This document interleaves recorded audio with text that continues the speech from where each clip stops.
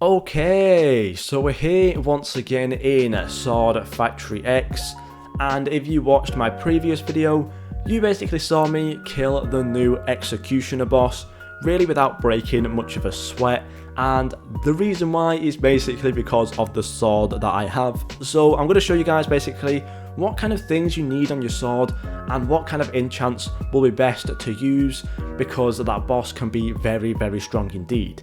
Now when you come to fight the boss, it has all sorts of special attacks. It can just hit you normally, and it can also spawn swords which shoot up through the ground to basically stab you, and those attacks can be very strong indeed and take off a lot of health. So really, when it actually comes to the boss, the amount of damage you do, it does matter quite a lot. However, right here is my current sword right now for this. So as you can see, it is a Psychic +4, which can be obviously quite a hard rarity to get if you are first starting out with the game.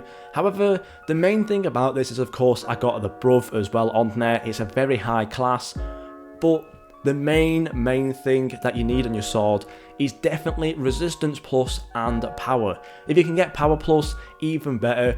But basically why I'm saying to get Resistance Plus is because once you have this and you have it at quite a high enchant level, it's not really going to be doing as much damage as it could do. As you saw, or as you may have saw on the video, basically when I was killing the boss, it didn't really do any damage to me. I lost maybe 100 octillion health, maybe, not even that. Barely any health, and that is mainly because of the Resistance Plus and the Power on this sword. It gives me a ton of health, as well as being able to actually take a lot of damage from the boss. So yeah, basically I would highly recommend you try and get at basically as high rarity as you can, and also try and get it as high class as you can as well, because of course the higher the rarity, the more health, the higher the class. I do believe you actually get a nice little health boost as well. And make sure you get Resistance Plus and Power on your swords, because they will really help. You can also get healing on your sword. If you can't get resistance on your sword, maybe just get some healing on there, get it as high as you can, and just keep your distance from the boss every now and again, heal up and then go back in and fight once more. But basically the amount of damage you do doesn't really matter too much. Of course you don't want to be doing no damage at all, because you probably won't even hit the boss that much, but basically it's more about the amount of health you have rather than the amount of damage. Similar to when the dungeons first released and basically how they work right now, it's more percentage based rather than how much damage you do overall. Because as you can see right now on my damage sword, I do 3.5 non-alien damage. However, that boss only has around 800 octillion health, which means that I could one-hit that boss 3 times over, but still I can't do that because it is all percentage based. So make sure, again, you can get quite a lot of damage in your sword, it will help a lot, but basically make sure that you're getting those enchants for resistance and power on there as well. Now another thing that can really help is getting your quality up. Basically why I'm saying quality is because when you actually upgrade your quality, it also increases your attack speed. So the higher the quality you have, the quicker your character will actually attack. So if I just randomly pick up a sword here right now, let's say Incredible, as you can see it is, somewhat fast I guess if you are spamming it.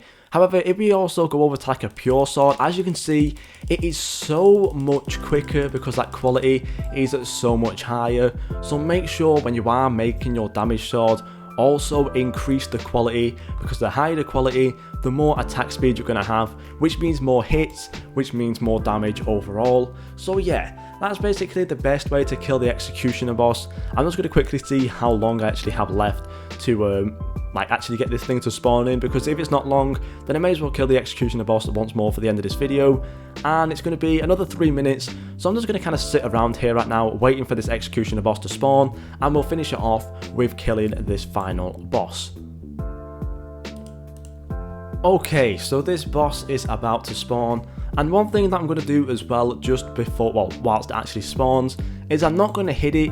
What I'm going to do is actually let it hit me, and I'm going to show you how strong this Resistance Plus can actually be, because basically even with 1 non-alien health, it's not really that much health when you come to think about it against some other bosses, especially Abyss bosses and stuff.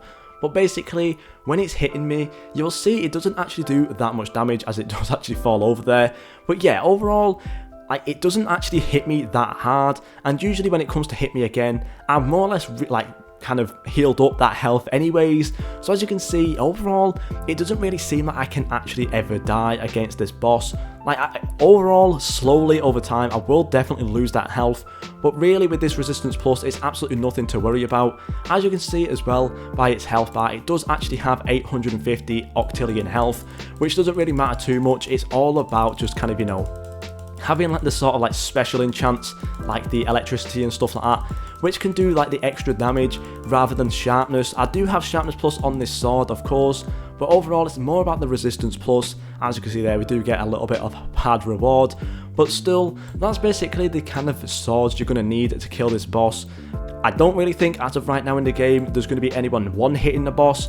However, further on throughout the game, when rewards get even better and stuff, it probably will be able to be one hit over time, but yeah, right now it's not, I don't really think it's one hittable, but basically get resistance, get anything else you can to basically make your health as strong as possible, and yeah, that's pretty much it. Thank you guys so much for watching, and I'll see you all in the next video.